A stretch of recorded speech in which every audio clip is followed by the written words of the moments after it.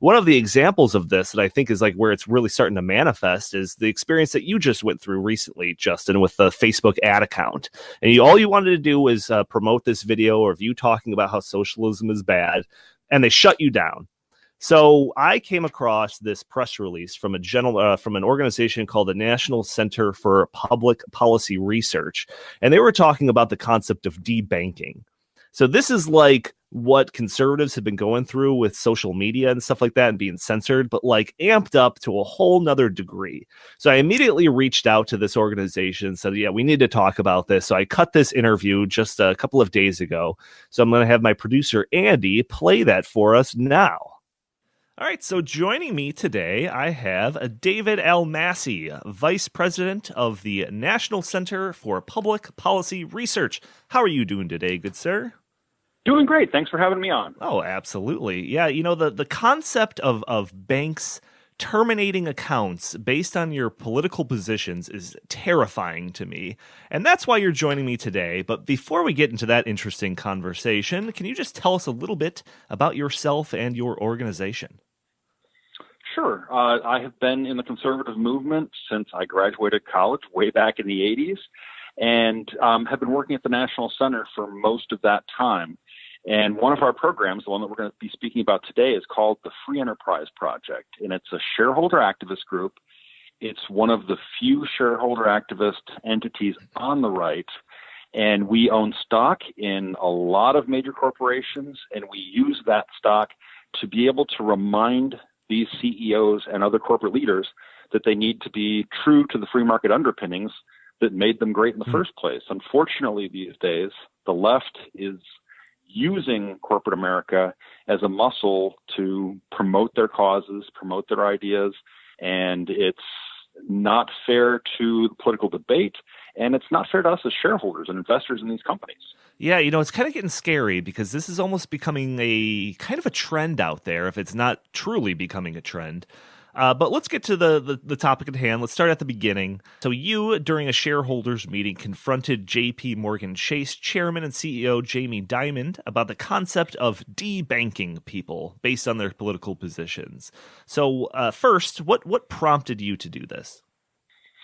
We had read in various publications that people were making allegations against Chase Bank that their accounts were being closed for no reason. Now, we have no ties to these people that we were speaking out in favor of at this meeting, and we don't necessarily endorse their ideas other than the fact that they're on the conservative side of the spectrum and have been catching flack from a lot of corporations.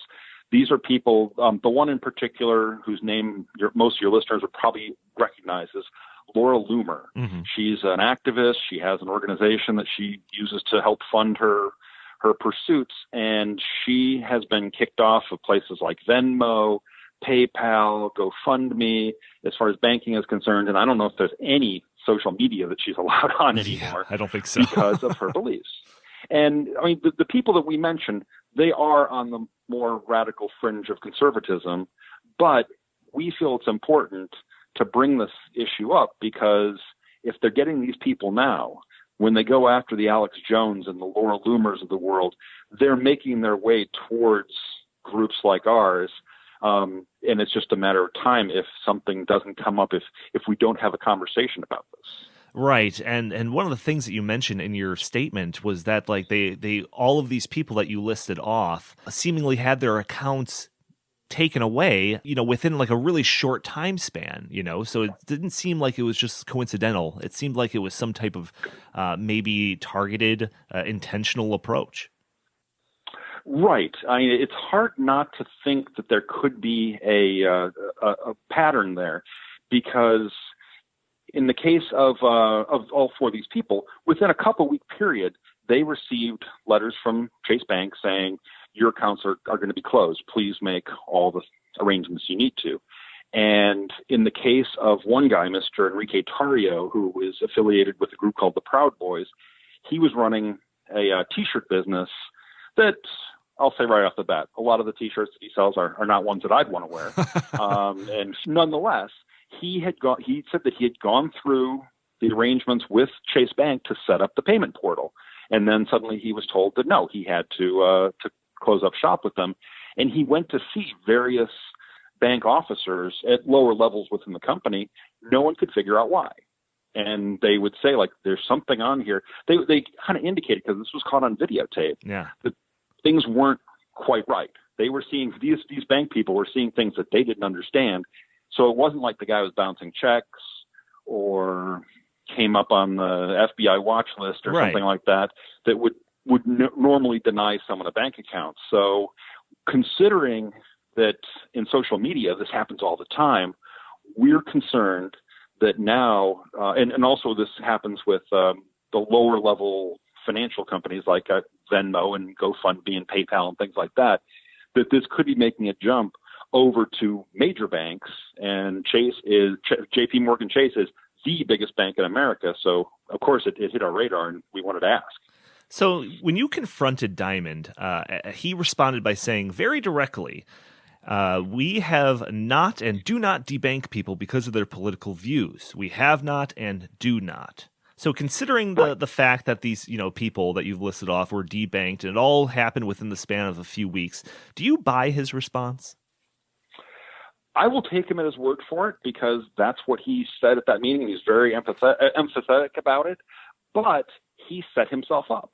If they are doing this, and if this did happen because maybe not at his orders, but by someone within the company, this could set the bank up for a lawsuit. One of these people could sue, like these people are suing some of these social media and other groups for keeping them from being able to use their services. So, but the thing that I had pointed out in our press release is he didn't say they wouldn't do it in the future, which I think is unsettling. And I wish if I could do one more thing, it would have been to ask him that as a follow-up question, because these things are happening.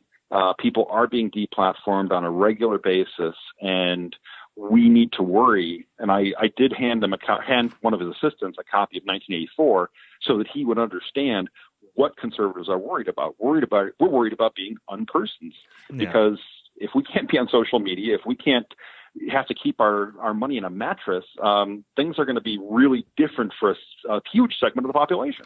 Yeah, like the story, and my audience is well aware of this, the stories of like the social media kind of limiting or even like blacklisting conservatives, whether it's on Twitter or Facebook, that is like, that's been happening. We're well aware of that. The debanking thing just seems like taking that trend to the next level. Heartland's very own Justin Haskins, he had his Facebook ad account disabled on Facebook because he promoted a video about him talking about how bad socialism is. And then they only reversed their course after he wrote a Fox News article about it. So the one thing that I thought was the most troubling aspect of all the information that you had in your press release is the footage from the Project Veritas video that I think you referenced earlier in this conversation, where one employee speculated that maybe that there were some morality issues that the bank might be taking into account. So here's a hypothetical for you. What if Jamie Dimon responded to your comments by saying, yes, we do debank people that we find morally repugnant? Now, this isn't as broad as somebody simply being conservative, but if they spout rhetoric that is not in line with our principles, then we, reserve the right to debank them. So how would you have responded to that? And I don't usually like doing hypotheticals like this, but I mean, this is the point of view of a small but very vocal segment of the modern day left. Right. I mean, at that point, it's like, wow, at what point? Call your congressman, tell him what's going on, that kind of thing. That's I think where you elevated to, because of course the banking industry is highly regulated. And as he said, they will keep out people who are considered to be economic threats, like counterfeiters and things like that. And they'll keep people from like felons from being bank tellers and things like that. But to just say an average citizen can't put their money in their bank because they don't like socialism, in the case of your colleague, that's so un-American. That's so, it's something where we need to have a national debate about it, and it can't just be on network news programs. It has to be something that the Congress has to take up at that point in time, because surely our society will be changed forever. Well, this seems to be kind of like a hurdle that we as conservatives are kind of facing when we talk about these social media companies like Twitter and Facebook doing similar things. It's like what the response is when we're seemingly outraged about this is like, well, they're private entities; they could do whatever they want. So, I mean, do these banks have the right to discriminate on the basis of political affiliation? I would kind of go to the Grove City approach if that's what we're going to have to do, is that if the banks are getting any federal support, which obviously they are, and coming down on any federal regulations, which obviously they also are, that then they should be having to answer to the federal government about what they're doing to certain citizens. I mean, because obviously, if you wanted to go to a restaurant and they wouldn't let you in for one reason or another, that would be something that would fall, I think, down to civil rights and other kinds of regulations. So why can't banking also be in this? And of course, I would rather not the government be involved, Sure. and that's why we were there. That's why we were there as private citizens and investors in the company. But if it has to go that way, then I think it will have to go that way. I think you had mentioned somewhere in your comments that, like, if the bank is doing this, like, should we tell, conservatives that maybe you should take your banking elsewhere or something like that? So, I mean, is that, I guess, the first line of defense is just kind of like the voting with your dollars, kind of the free market approach? Absolutely. That's a good way to get things going without having to get the government involved. Conservatives have tended over the years not to be involved in boycotts or anything like that, partially because that's just not in their nature, and partially because if you boycotted so many things for one reason or another, you didn't like what their politics were, there wouldn't be a whole lot of things you could do or things Right. you could buy.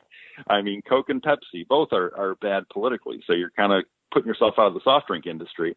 And movies and entertainment, we don't want to remove ourselves from the population as much as we can hopefully influence it through our dollars. Yeah, I think you mentioned this when like Alex Jones or whatever was first like deplatformed off of social media, and a lot of people didn't really like blink an eye, but I did, and I'm not a big fan of Alex Jones or anything like that.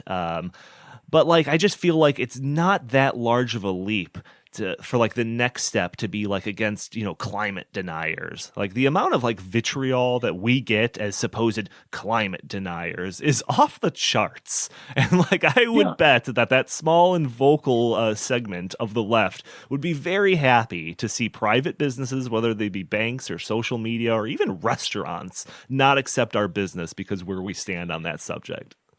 Well, that last part you brought up, the Southern Poverty Law Center has been working with Amazon in the past, where Amazon at least has been relying on SPLC to give them ideas of what hate groups are. Yeah. And the Amazon Smile program, where you can create a portal on your website and get a kickback of what people buy through you, the Alliance Defending Freedom got kicked off of that program. Why? Because the SPLC said they were a hate group. And why is that? It's because they were the group that supported the Colorado baker who refused to decorate a gay wedding cake. Yeah.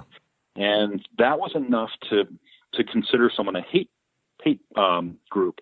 One of my colleagues has been put on the hate watch or hate radar or whatever because he was on someone's radio show that they considered to be a bad person. So it's a very slippery slope.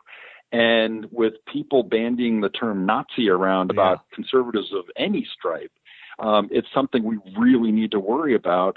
And of course, the SPLC, if you ask me, it's a very political organization. So their hate list, I think, can and has been used to sully the name of groups that are not hateful in any way, shape, or form. Yeah, Google uses SPLC as one of their kind of moderators, basically, that uses their judgment. And I remember that when they were pressed on that, they were very proud of SPLC. I don't think they even realized like how kind of biased and heavy-handed they are with their approach. It's kind of insane. Yeah, I mean, after the 2016 elections, the SPLC was elevated in stature as being this wonderful organization that's helping root out in the minds of several people, but the evil Trump army that's trying to bring tear down civil rights laws and whatever. But in the last 6 months, we found out that the people who are running the SPLC, who've all been fired or quit by now, didn't exactly have the greatest resumes, and that the organization itself should be a target of their criticism.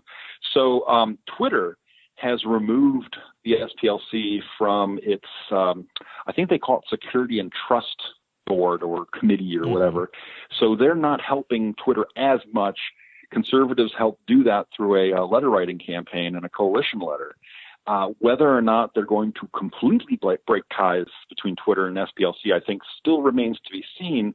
But at least it shows that company has figured out that that relationship is not as beneficial as they once might have thought it was. This is a very frightening conversation here. And, call me a pessimist, but I don't feel like it's going to get better before it gets worse. So as this story, if and when it develops further, were you going to keep me in mind? You going to keep me posted, maybe come on again? Absolutely. Anytime you would like us to come on, we're more than happy to be there from any of our programs at the National Center. All right. So I'm always on the lookout for topics to talk about on this show. Do you have anything in the hopper that I should be keeping an eye out for? Well, I was just earlier today was at the United Airlines meeting where we were bringing up the fact that they had broken ties with the NRA last year after the Parkland shooting, with the CEO saying he was making a personal decision on the part of the United family.